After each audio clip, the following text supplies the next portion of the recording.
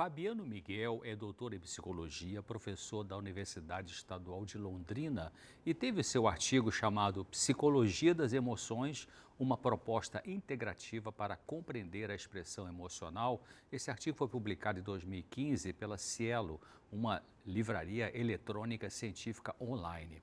Vamos ver o que ele descreveu e mais algumas ideias minhas sobre psicologia das emoções. Bem-vindo, bem-vinda ao Claramente. Emoção é uma condição complexa e momentânea que surge em experiências afetivas, produzindo alterações em várias áreas do funcionamento de nosso corpo e mente, preparando a pessoa para uma atitude. Quando ocorre um evento em nossa vida, em nossa consciência ou em nossos relacionamentos, sentimos algo e então expressamos uma emoção. A psicóloga Diana Foster, da Universidade Adelphi, em Nova York, disse que para cada sentimento que experimentamos existe uma representação visceral. Alguma parte do nosso corpo participa junto do sentimento. Outros estudos mostraram que parece que emoções diferentes produzem reações viscerais semelhantes e que estados emocionais podem ser gerados apenas por meio do pensamento, sem uma ação física, talvez porque a percepção é mais rápida do que a reação muscular. Fabiano comenta que nem sempre os indivíduos têm consciência de que estão vivenciando uma emoção e que o efeito placebo pode provocar estados emocionais sem que alterações fisiológicas tenham sido provocadas. Você crê em um remédio que está sendo testado, mas que não tem efeito químico porque é um placebo, e isso mexe com as suas emoções sem que a emoção tenha afetado o seu corpo. Certas formas de manifestação das emoções são aprendidas, especialmente quando a criança copia o comportamento do pai e da mãe ou de alguém muito influente para ela ao longo da infância. Parece que certas expressões faciais são inatas, a pessoa nasce com elas. Como, por exemplo, as crianças que nascem cegas expressam sorrisos de alegria ou choro na tristeza, igual às que enxergam normalmente. Em todas as culturas, a alegria é expressa com sorriso, a raiva com contração da face, a surpresa positiva com o abrir bem os olhos. O tipo de emoção que você sente pode ser vivido de forma diferente, dependendo de como você interpreta a situação. O psicólogo Fabiano cita um exemplo ao comentar que se o indivíduo recebe a notícia de demissão da empresa, pode entender a situação como uma consequência da competitividade do mundo moderno para a qual não se vê preparado e com isso sentir tristeza. Por outro lado, se ele tiver a interpretação de que era um funcionário dedicado e competente e mesmo assim foi demitido, pode se sentir injustiçado e com raiva. Não é incomum manifestarmos certos sentimentos que parecem fora do contexto ou exagerados, mas que têm relação com o que é desagradável para o indivíduo, mas que ele tem que aceitar. Podemos, como por exemplo, sentir muita frustração porque existe corrupção no governo que prejudica a sociedade. Somos impotentes diante dos gastos públicos exagerados, impotentes diante das mordomias dos parlamentares que usufruem de bens e serviços pagos pelo povo que paga altos impostos, e essa frustração se manifestar numa irritação no trânsito, em casa ou no trabalho, levando a emoções agressivas até. Fabiano comenta outra coisa interessante quanto à maneira de expressarmos emoções. A expressão corporal não necessita ser coerente com o que a pessoa está sentindo. Você pode estar numa conversa meio tensa com seu chefe de trabalho, ele diz algo duro para você sem exercer controle emocional e você, por respeito a ele, mantém uma face que não expressa a sua raiva ou mágoa. Quando vivemos um evento qualquer, isso produz pensamentos que podem ser conscientes ou inconscientes e que atribuem um valor ao acontecimento, se foi bom, se foi ruim, se foi neutro. A maneira como você interpreta o evento é influenciada pelo seu histórico de vida. por suas experiências individuais, a forma como você percebe o mundo, como você vê a si mesmo e as outras pessoas e até como você percebe Deus.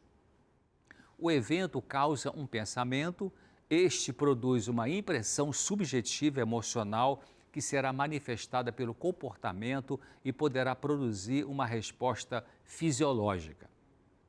Se o evento tem importância afetiva para a pessoa, podem ocorrer reações no sistema nervoso autônomo, como sudorese, dilatação das pupilas, aceleração dos batimentos cardíacos e da respiração, e tudo isso causando um comportamento específico daquele indivíduo que pode ser visto na expressão facial, vocalmente, a postura e a movimentação. E acontece da pessoa poder ter essas três reações ao mesmo tempo: pensar, sentir e agir. Alguém conta uma história engraçada, você pensa nela, dá uma risada e respira fundo. E pode ter apenas duas reações, como alguém que critica um amigo seu, você se sente incomodado, respira fundo, mas não manifesta mudança na sua face. Também pode acontecer só uma mudança, como ocorre quando você passa por alguém, dá um bom dia com um sorriso e só isso, porque esse evento, cruzar com alguém na rua, não tem valor afetivo importante para você. Uma pessoa pode ter emoções opostas ao mesmo tempo, sem coerência entre elas, que explica o psicólogo Fabiano. Um exemplo é o seu cônjuge fala com você de forma agressiva e você sente raiva, mas sorri e fala com voz mansa em vez de explodir, e faz isso para ver se acalma a situação. Manifestamos emoções de maneiras variadas, por exemplo, pela voz, podendo ser alta, baixa, rápida, lenta, chorosa, agressiva, suave, rude, ou pelo gesto, embora seja influenciado pela cultura onde a pessoa vive. Gestos são aprendidos e não inatos, sendo geralmente uma maneira de enfatizar o que a pessoa quer dizer. Talvez a expressão facial seja a maneira mais importante de expressar emoções. A face é a parte do corpo que possui maiores recursos para expressão. Autores diferentes citam emoções básicas diferentes. Não existe um consenso sobre quantas e quais são as emoções básicas do ser humano. As mais comumente citadas pelos cientistas são a alegria, o medo, surpresa, tristeza, nojo e raiva. O significado de alegria atualmente é próximo de satisfação com a vida e bem-estar subjetivo, pessoal.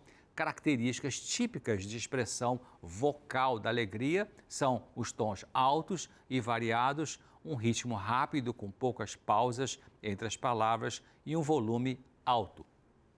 O medo surge diante de um evento recebido pela pessoa como ameaçador, real ou imaginário, gerando incerteza ou falta de controle. A ansiedade pode estar nessa categoria de emoção. A expressão vocal no medo, os tons de voz e sons também são altos e variados, com ritmo mais rápido e volume alto. A surpresa, essa emoção surpresa, é gerada por um evento inesperado ou a interrupção súbita de um estímulo, provocando uma pausa e permitindo que o indivíduo tenha tempo para se orientar. A surpresa é uma das emoções mais breves, durando apenas alguns segundos. Na emoção de surpresa, a voz tem tom alto e variado e o ritmo rápido. A tristeza surge quando existe perda de algo ou alguém considerado de valor, gerando uma sensação de abandono e a busca por uma ligação novamente com o mesmo ou com outro objeto, sendo as manifestações mais frequentes o choro, o afastamento e o silêncio.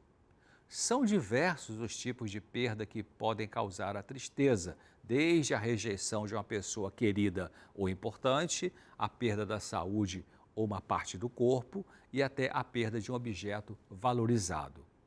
É uma das emoções mais duradouras. A angústia pode ser incluída nesse grupo e inclui a agitação associada à desesperança. A voz na tristeza costuma ter pouca variação de tons, que são baixos, com um discurso pausado e mais lento, em volume mais baixo. O nojo é o mesmo que a aversão e surge por causa de objetos considerados repulsivos e indesejáveis, com a tendência subsequente de expulsão ou remoção do objeto. Na emoção de nojo, a voz tem baixa variação do tom e o ritmo é mais lento. A raiva surge ao se deparar com um obstáculo avaliado como hostil, interferindo no que está sendo feito ou intencionando fazer. Se a pessoa tem a percepção de que a interferência é intencional em vez de acidental, se parecer que quem interfere escolheu essa ação, o nível de raiva pode ser ainda maior. Essa emoção, a raiva, gera uma tendência de ataque que visa remover aquele impedimento e mudar a situação atual, frequentemente de modo que destrua ou prejudique o alvo da raiva. Na raiva, a voz se eleva, tanto no volume quanto nos tons, que também são variados, e o ritmo das palavras é maior, com menos pausas. Fabiano, psicólogo, professor da Universidade de Londrina, ele comenta que estudos com neuroimagem estão começando a ser conduzidos buscando descobrir se as emoções ocorrem em regiões específicas do cérebro, o que daria suporte para as teorias de emoções básicas, ou se ocorrem em diversas regiões em interação, o que daria suporte às teorias construtivistas sociais. Na verdade, a maioria dos estados emocionais seria formada por mais de uma emoção. Fabiano explica como com o exemplo que ele deu, de que a decepção seria a mistura de surpresa e tristeza. O remorso é a mistura de tristeza e nojo. A saudade é a mistura de alegria e tristeza.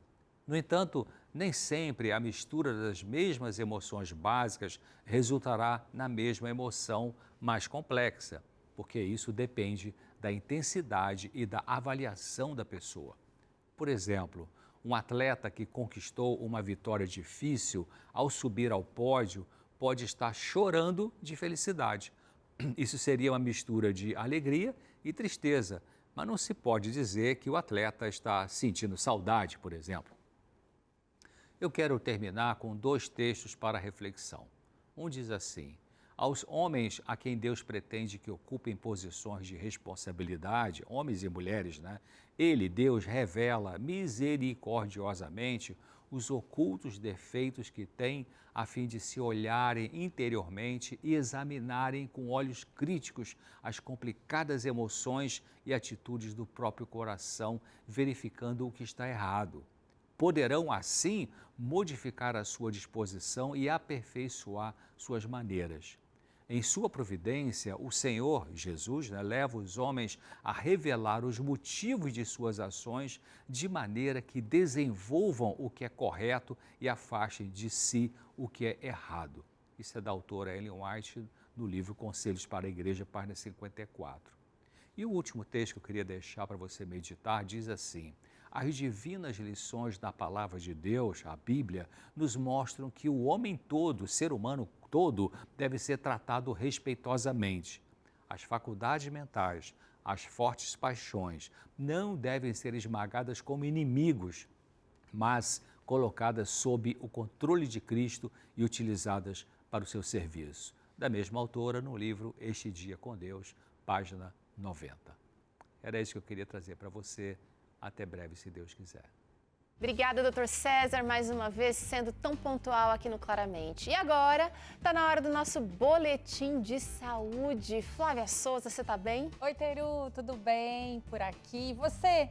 Tudo bem, estou ansiosa aqui para saber das notícias que foram destaque no Brasil e no mundo. Tá na hora? Olha, tá na hora. E olha, essa semana tem bastante notícia relacionada aí à atividade física, viu? Bora escutar para a gente se ativar mais. Está na hora do seu boletim de saúde.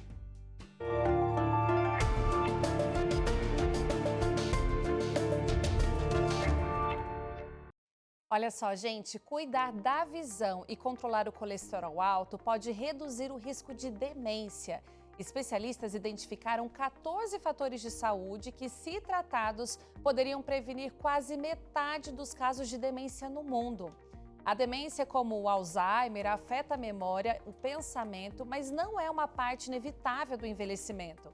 A previsão é que o número de pessoas com demência mais que dobre até 2050, alcançando aí 153 milhões de pessoas. O relatório sugere várias ações para reduzir o risco, como tornar aparelhos auditivos e óculos mais acessíveis, incentivar exercícios físicos, tratar o colesterol alto, a obesidade, reduzir a poluição do ar e cessar o tabagismo. Os especialistas destacam que, apesar de não podermos mudar aí os fatores genéticos, aproximadamente, olha só, 45% do risco de demência pode ser controlado com mudanças no estilo de vida e tendo aí um estilo de vida mais saudável. Boa notícia, né? E olha só, passar longas horas sem se exercitar pode ter sérios prejuízos para a nossa saúde. A inatividade física ela está ligada a uma série de problemas graves, incluindo aí o declínio cognitivo, doenças cardíacas, diabetes e até mesmo o câncer. Além disso, a falta de atividade pode levar a quedas, lesões, hospitalizações, além de sobrecarregar os sistemas de saúde. A Organização Mundial da Saúde estima que os custos do sedentarismo para os sistemas de saúde serão de cerca de 300 bilhões de dólares entre 2020 e 2030. A falta de exercício ela afetava principalmente os mais velhos, mas agora os jovens em empregos de escritório também estão sofrendo com os efeitos da inatividade. E esses empregos, assim, que são mais sedentários, estão associados a maior fadiga, dores, aumento das licenças médicas. No Reino Unido, até o sedentarismo está ligado a 1 em cada 6 mortes e grandes empresas gastam milhões com faltas médicas relacionadas à falta de atividade. E para reverter esses danos é essencial mudar o estilo de vida. O treinamento de força recomendado pela OMS é uma das melhores formas de combater a inatividade. E simples exercícios como agachamentos podem aí melhorar a sua saúde física, mental, aumentar o fluxo sanguíneo e a concentração.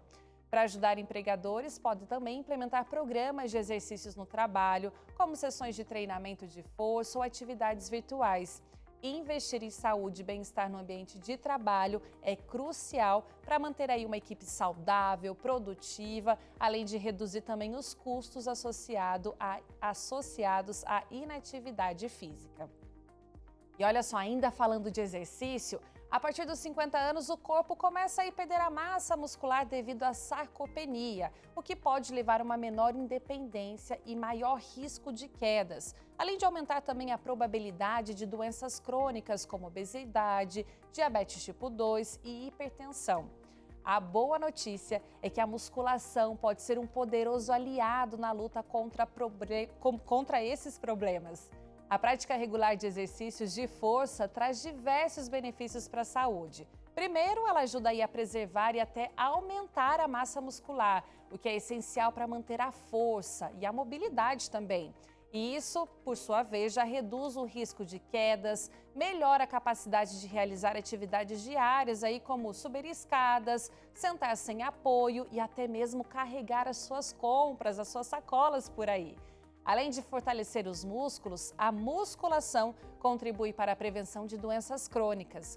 Os estudos mostram que a manutenção de uma boa quantidade de massa muscular está associada ao menor risco de obesidade, diabetes tipo 2, hipertensão e doenças cardiovasculares.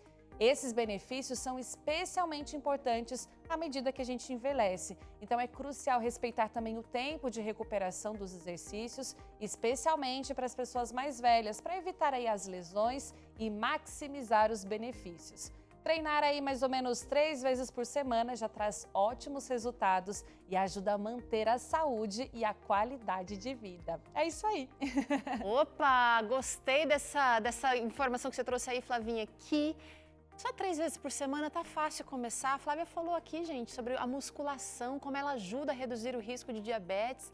E os dados sobre a população brasileira com a doença são alarmantes. Segundo a Sociedade Brasileira de Diabetes, mais de 13 milhões de brasileiros vivem com essa doença. Infelizmente, ela não é a única doença que afeta a nossa população. E é por isso que a gente aqui da Novo Tempo, nós desejamos continuar ajudando você a cuidar da sua saúde. E você pode nos ajudar com isso, como fala o Cris Magalhães. Cerca de 3.000 pessoas por dia morrem de doenças como diabetes, hipertensão, obesidade, câncer e entre outras enfermidades. Hoje, a Novo Tempo convoca você, anjo da esperança, que está cansado de ver quem você ama ser escravo de doenças como essas. Vamos juntos fazer algo a respeito? Nesse mês, o projeto Anjos da Esperança precisa da sua ajuda para produzir e enviar a nova revista Esperança, A Máquina Humana, que irá ensinar milhares de pessoas a resgatar a sua saúde física que cada um precisa, dia após dia. Faça uma doação especial para o Pix, anjos@novotempo.com. Repito, Pix, anjos@novotempo.com e receba o seu bottom do mês. Doe agora e faça parte do Exército da Esperança, que irá levar saúde a milhares de pessoas. Sou anjo, sou Novo Tempo. Isso é isso. Além de fazer aqui a nossa parte no Vida e Saúde, né, Flávia? A gente também está fazendo parte da campanha do Anjos, que está levando esperança também para milhares de pessoas e vai conseguir levar através da revista Esperança Máquina Humana. Para você que quer fazer parte desse projeto, 12981766630 é o WhatsApp do Anjos para você mandar o seu comprovante ou tirar qualquer dúvida. E Flavinha, você tem um recado especial. Eu venho pra cá, vou aqui. Olha, na verdade eu tenho um recado pra você que tá nos acompanhando, porque a gente quer exibir a sua história aqui no Vida e Saúde. Então, se por acaso o Vida e Saúde te ajudou de alguma maneira a cuidar melhor da sua alimentação, a fazer exercícios... Fez diferença na sua vida. Exato. A gente quer que você mande a sua história aqui no WhatsApp do Vida e Saúde. Vai lá. Recado rápido, manda tá bom? pra cá, manda sua fotinho, manda sua história que a gente vai entrar em contato com você. Legal. Obrigada pela participação. Obrigada. A gente vai ali, volta já para conhecer a nova apresentadora do Retratos aqui. Vem novidades. Aqui. Olha só. Amanhã tem novidade aqui com ela. Você vai conhecer, já vou falar o nome, a Renata vai estar aqui com a gente. Fernanda, perdão. A Fernanda vai estar aqui com a gente. E você vai conhecer um pouquinho mais dela e do que vem por aí. Até já, a gente volta já.